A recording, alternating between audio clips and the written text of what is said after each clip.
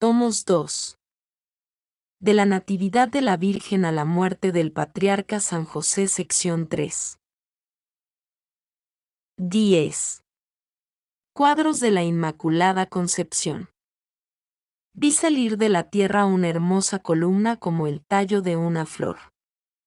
A semejanza del cáliz de una flor o la cabeza de la amapola que surgen de un pedúnculo, así salía de la columna una iglesia octogonal, resplandeciente, que permaneció firme sobre la columna. Esta subía hasta el centro de la iglesia como un pequeño árbol, cuyas ramas, divididas con regularidad, llevaban las figuras de la familia de la Santísima Virgen, las cuales, en esta representación de la fiesta, eran objeto de veneración particular.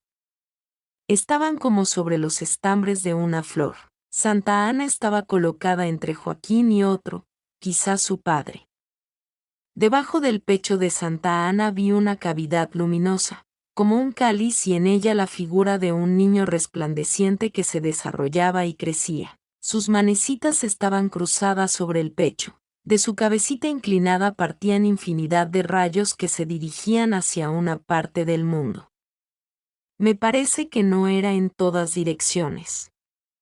Sobre otras ramas circundantes había varias figuras vueltas hacia el centro en actitud respetuosa. En la iglesia vi un número infinito de santos en fila, rodeándola o formando coros, que se inclinaban, a rezar, hacia la Santa Madre. Se exteriorizaba el fervor más dulce y notábase una íntima unión en esta fiesta, que sólo podría compararse a la de un cantero de flores muy variadas, que agitadas por el aura suave girasen hacia el sol, como para ofrecer sus fragancias y sus colores al astro del cual recibían sus propios dones y su propia vida. Por encima de este cuadro simbólico de la festividad de la Inmaculada Concepción, se alzó el pequeño árbol luminoso con un nuevo vástago en la extremidad, y en esta segunda corona de ramas pude contemplar la celebración de una segunda etapa de la fiesta.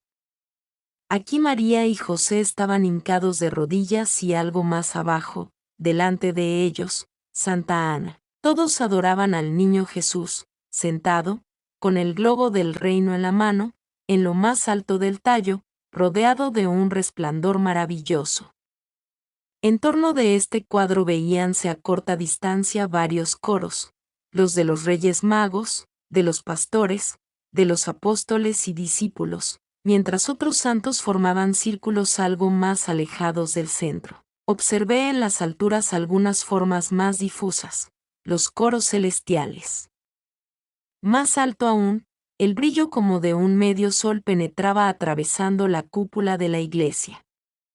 Parecía indicar este segundo cuadro la proximidad de la fiesta de la Natividad que sigue a la Inmaculada Concepción. Cuando apareció el primer cuadro me pareció hallarme fuera de la iglesia, bajo la columna, en un país circundante. Después me encontré dentro de ella. Vi a la pequeña María creciendo en el espacio luminoso, debajo del corazón de Santa Ana. Me sentía penetrada de la íntima convicción de la ausencia absoluta de toda mancha original en la concepción de María. Leí esto con toda claridad como se lee un libro y lo comprendí entonces perfectamente. Me fue dicho que en otros tiempos hubo en este lugar una iglesia levantada en memoria de esta gracia inestimable otorgada por Dios, pero que fue entregada a la destrucción a causa precisamente de las muchas disputas y escándalos que se suscitaron a raíz de las controversias acerca de la Inmaculada Concepción de María. Entendí también estas palabras: en cada visión permanece un misterio hasta que se haya realizado. La Iglesia triunfante sigue celebrando allí mismo la fiesta de la Inmaculada Concepción. 11. Misterios de la vida de María.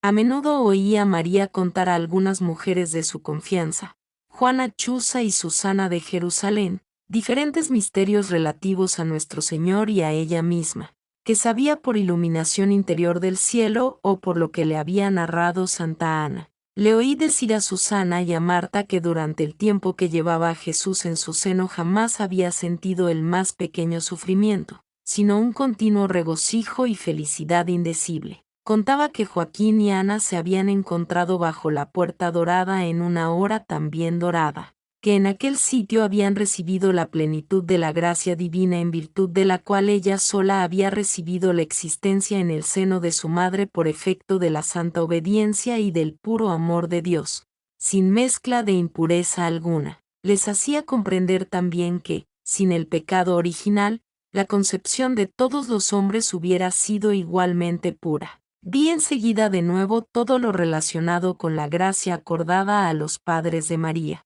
desde la aparición del ángel hasta su encuentro bajo la puerta dorada. Bajo ella he visto a Joaquín y a Ana rodeados de una multitud de ángeles que resplandecían con luz celestial. También ellos eran luminosos y puros, casi como espíritus. Hallábanse en el estado sobrenatural en que ninguna pareja humana se hubo hallado antes. Creo que era bajo la puerta dorada donde tenían lugar las pruebas y ceremonias de la absolución para las mujeres acusadas de adulterio, así como otras expiaciones. Debajo del templo había 5 pasajes subterráneos de esa clase y existía además otro bajo el lugar donde habitaban las vírgenes. Estos pasajes servían para ciertas expiaciones. Ignoro si otras personas pasaron por este camino antes que Joaquín y Ana, pero fue este un caso muy raro. No recuerdo si lo usaban para los sacrificios que se ofrecían por las personas estériles, pero sé que en esta circunstancia les fue ordenado a los sacerdotes disponer las cosas en la forma sucedida. 12. Víspera del nacimiento de María. ¡Qué alegría tan grande hay en toda la naturaleza! Oigo cantar a los pajaritos, veo a los corderitos y cabritos saltar de alegría, y a las palomas rondar en bandadas de un lado a otro con inusitado alborozo, allí donde estuvo antes la casa de Ana. Ahora no existe nada, el lugar es todo desierto. Tuve una visión de peregrinos de muy antiguos tiempos que, recogidos sus vestidos, con turbantes en las cabezas y largos bastones de viaje, atravesaban esta comarca para dirigirse al Monte Carmelo. Ellos también notaron esta alegría extraordinaria de la naturaleza. Cuando manifestaron su extrañeza y preguntaron a las personas con las cuales se hospedaron la razón de tal suceso, les respondieron que tales contentos y manifestaciones de alegría se notan todas las vísperas, desde el nacimiento de María y que allí había estado la casa de Ana. Hablaron entonces de un varón santo, de tiempos antiguos, que había observado esta renovación de la naturaleza, que fue la causa de que se celebrase entonces la fiesta del nacimiento de María en la Iglesia Católica. 250 años después del tránsito de María al cielo vi a un piadoso peregrino atravesar la Tierra Santa y visitar y anotar todos los lugares por donde había estado Jesús en su peregrinación sobre la tierra, para venerarlos y recordarlos. Este hombre gozó de una inspiración sobrenatural que le guiaba. En algunos lugares se detenía varios días, probando especial dulzura y contento, y recibía revelaciones mientras estaba en oración y meditación piadosas. Había tenido siempre la impresión de que del 7 al 8 de septiembre había una grande alegría en la naturaleza en Tierra Santa y oía en ese tiempo armoniosos cantos de pájaros. Finalmente obtuvo, después de mucho pedir en oración, la revelación de que esa era la fecha del nacimiento de María. Tuvo esta revelación en el camino al monte Sinaí y el aviso de que allí había una capilla murada dedicada a María, en una gruta del profeta Elías. Se le dijo que debía decir estas cosas a los solitarios que habitaban en las faldas del monte Sinaí, a donde le he visto llegar. Donde ahora están los monjes, había ya ermitaños que vivían aislados. El lugar era entonces tan agreste del lado del valle, como ahora, necesitándose un aparato para poder subir. Observé que, según sus indicaciones, se celebró allí la festividad del nacimiento de María el 8 de septiembre del año 250 y que luego pasó esta fiesta a la Iglesia Universal. Vi también que los ermitaños, juntos con el peregrino, escudriñaron la gruta de Elías buscando la capilla murada de María. No era cosa fácil encontrarla, pues había muchas grutas de antiguos ermitaños y de los esenios, entre jardines y huertas agrestes, donde aún crecían hermosas frutas. El vidente dijo que trajeran a un judío, y la gruta de la cual el judío fuera arrojado afuera, sería la señal de que esa era la de Elías. Le fue dicho esto en una revelación. Tuvo luego la visión de cómo buscaron a un viejo judío y lo llevaron a la gruta del monte. Y como éste era siempre arrojado afuera de una gruta, que tenía una puerta angosta amurallada, a pesar de que él se esforzaba por entrar. Por este prodigio reconocieron la gruta de Elías, dentro de la cual encontraron una segunda cueva amurallada, que había sido la capilla donde el profeta había orado a la futura madre del Salvador. Allí dentro hallaron huesos sagrados de profetas y de antiguos padres, como también biombos tejidos y utensilios que habían servido antiguamente para el servicio divino.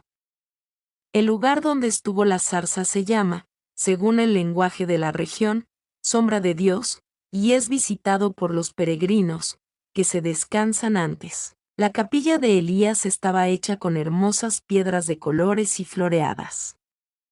Hay en las cercanías una montaña de arena rojiza, en la falda de la cual se cosechan hermosas frutas. 13. Oraciones para la fiesta de la Natividad de María. Vi muchas cosas relacionadas con Santa Brígida y tuve conocimiento de varias comunicaciones hechas a esta santa sobre la Concepción Inmaculada y la Natividad de María. Recuerdo que la Virgen Santísima le dijo que cuando las mujeres embarazadas santifican la víspera del día de su nacimiento, ayunando y recitando con devoción 9 veces el Ave María, en honor de los 9 meses que ella había pasado en el seno de su madre. Y cuando renuevan con frecuencia este ejercicio de piedad en el curso de su preñez y la víspera de su alumbramiento, acercándose con piedad a los sacramentos, lleva ella esas oraciones ante Dios y les obtiene un parto feliz, aunque las condiciones se presenten difíciles. En cuanto a mí, se me acercó la Virgen y me dijo, entre otras cosas, que quien en el día de hoy, por la tarde, recite con devoción 9 veces el Ave María en honor de su permanencia de 9 meses en el seno de su madre y de su nacimiento, y continúe durante 9 días este ejercicio de piedad. Da a los ángeles cada día 9 flores destinadas a formar un ramillete que ella recibe en el cielo y presenta a la Santísima Trinidad, con el fin de obtener una gracia para la persona que ha dicho esas mismas oraciones. Más tarde me sentí transportada a la altura, entre el cielo y la tierra. Debajo estaba la tierra, oscura y esfumada. En el cielo, entre los coros de los ángeles y santos, vi a la Santísima Virgen ante el trono de Dios. Pude ver construir, para ella, con las oraciones y las devociones de los fieles del mundo 2 puertas o tronos de honor que crecían hasta formar iglesias, palacios y ciudades enteras. Me admiró que estos edificios estuvieran hechos totalmente de plantas, flores y guirnaldas, expresando, las diversas especies, la naturaleza y el mérito de las oraciones, dichas por los individuos o por las comunidades. Vi que para conducirlo hasta el cielo los ángeles y santos tomaban todo esto de entre las manos de quienes decían tales oraciones. 14. Nacimiento de María Santísima. Con varios días de anticipación había anunciado Ana a Joaquín que se acercaba su alumbramiento. Con este motivo envió ella mensajeros a Séforis, a su hermana menor Marta, al valle de Zabulón, a la viuda Enue, hermana de Isabel, y a Betsaida, a su sobrina María Salomé, llamándolas a su lado. Vi a Joaquín, la víspera del alumbramiento de Ana, que enviaba numerosos siervos a los prados donde estaban sus rebaños, yendo él mismo al más cercano.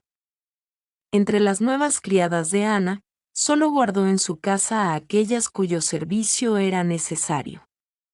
Vi a María Eli, la hija mayor de Ana, ocupándose en los quehaceres domésticos. Tenía entonces unos 19 años, y habiéndose casado con Cleofás, jefe de los pastores de Joaquín, era madre de una niñita llamada María de Cleofás, de más o menos 4 años en aquel momento.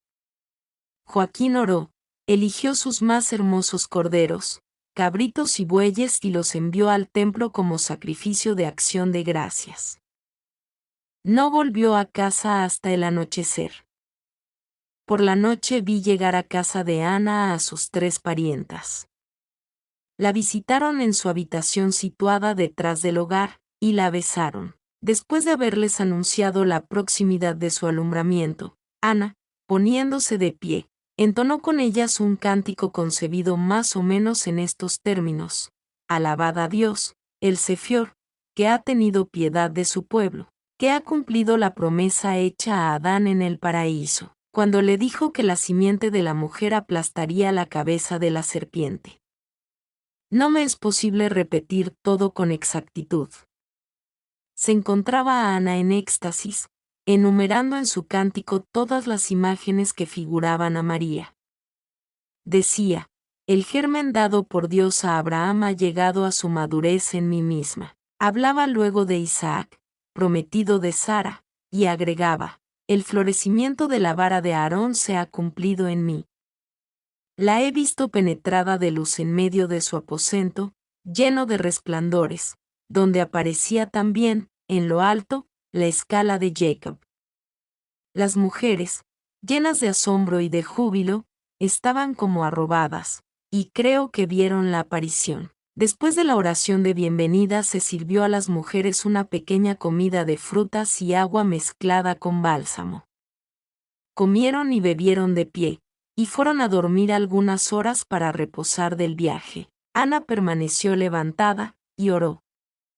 Hacia la medianoche, despertó a sus parientas para orar juntas, siguiéndola a estas detrás de una cortina cerca del lecho.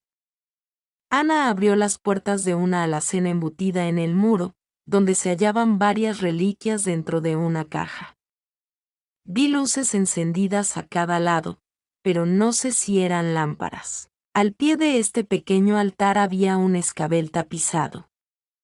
El relicario contenía algunos cabellos de Sara, a quien Ana profesaba veneración, huesos de José, que Moisés había traído de Egipto, algo de Tobías, quizás un trozo de vestido, y el pequeño vaso brillante en forma de pera donde había bebido Abraham al recibir la bendición del ángel y que Joaquín había recibido junto con la bendición. Ahora sé que esta bendición constaba de pan y vino y era como un alimento sacramental. Ana se arrodilló delante de la alacena. A cada lado de ella estaba una de las 2 mujeres, y la tercera, detrás. Recitó un cántico, creo que se trataba de la zarza ardiente de Moisés. Vi entonces un resplandor celestial que llenó la habitación, y que, moviéndose, condensábase en tomo de Ana. Las mujeres cayeron como desvanecidas con el rostro pegado al suelo. La luz en tomo de Ana tomó la forma de zarza que ardía junto a Moisés, sobre el monte Horeb, y ya no me fue posible contemplarla. La llama se proyectaba hacia el interior. De pronto vi que Ana recibía en sus brazos a la pequeña María, luminosa, que envolvió en su manto, apretó contra su pecho y colocó sobre el escabel delante del relicario. Prosiguió luego sus oraciones. Oí entonces que la niña lloraba. Vi que Ana sacaba unos lienzos debajo del gran velo que la cubría, y fajándola, dejaba la cabeza, el pecho y los brazos descubiertos. La aparición de la zarza ardiendo desapareció. Levantáronse entonces las mujeres y en medio de la mayor admiración recibieron en brazos a la criatura recién nacida, derramando lágrimas de alegría. Entonaron todas juntas un cántico de acción de gracias, y Ana alzó a la niña en el aire como para ofrecerla. Vi entonces que la habitación se volvió a llenar de luces y oí a los ángeles que cantaban gloria y aleluya. Pude escuchar todo lo que decían. Supe que, según lo anunciaban, 20 días más tarde la niña recibiría el nombre de María. Entró Ana en su alcoba y se acostó. Las mujeres tomaron a la niña, la despojaron de la faja, la lavaron y, fajándola de nuevo, la llevaron enseguida junto a su madre, cuyo lecho estaba dispuesto de tal manera que se podía fijar contra él una pequeña canasta calada, donde tenía la niña un sitio separado al lado de su madre. Las mujeres llamaron entonces a Joaquín, el cual se acercó al lecho de Ana, y arrodillándose, derramó abundantes lágrimas de alegría sobre la niña. La alzó en sus brazos y entonó un cántico de alabanzas, como Zacarías en el nacimiento del Bautista. Habló en el cántico del santo germen, que colocado por Dios en Abraham se había perpetuado en el pueblo de Dios y en la alianza, cuyo sello era la circuncisión y que con esta niña llegaba a su más alto florecimiento. Oí decir en el cántico que aquellas palabras del profeta, un vástago brotará de la raíz de Yesé, cumplíase en este momento perfectamente. Dijo también, con mucho fervor y humildad, que después de esto moriría contento. Noté que María Eli, la hija mayor de Ana, llegó bastante tarde para ver a la niña. A pesar de ser madre ella misma, desde varios años atrás, no había asistido al nacimiento de María quizás porque, según las leyes judías, una hija no debía hallarse al lado de su madre en tales circunstancias. Al día siguiente vi a los servidores, a las criadas y a mucha gente del país reunidos en tomo de la casa. Se les hacía entrar sucesivamente, y la niña María fue mostrada a todos por las mujeres que la atendían. Otros vecinos acudían porque durante la noche había aparecido una luz encima de la casa, y porque el alumbramiento de Ana, después de tantos años de esterilidad, era considerado como una especial gracia del cielo.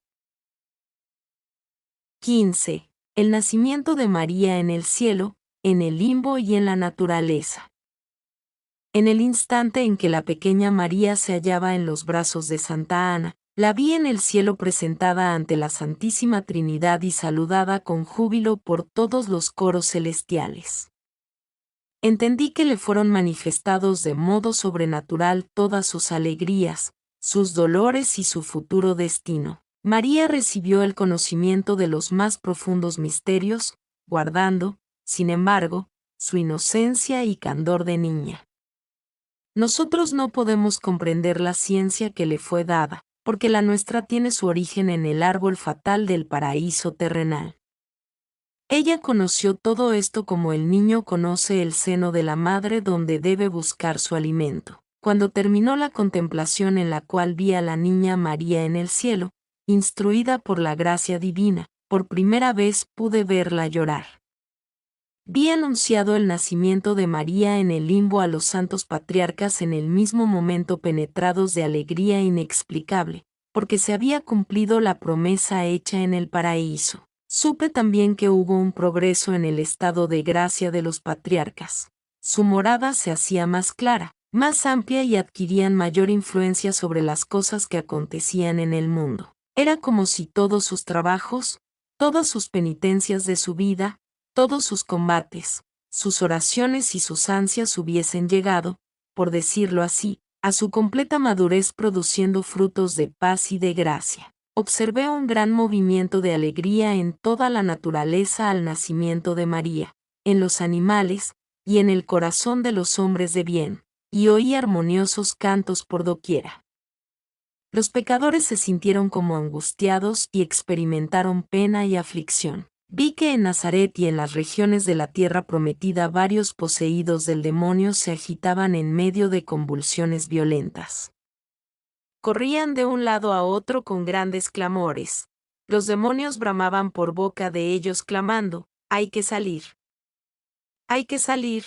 He visto en Jerusalén al piadoso sacerdote Simeón, que habitaba cerca del templo, en el momento del nacimiento de María, sobresaltado por los clamores desaforados de locos y posesos, encerrados en un edificio contiguo a la montaña del templo, sobre el cual tenía Simeón derechos de vigilancia. Lo vi dirigirse a medianoche a la plaza, delante de la casa de los posesos.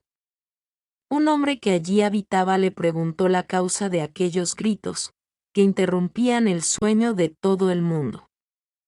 Uno de los posesos clamó con más fuerza para que lo dejaran salir.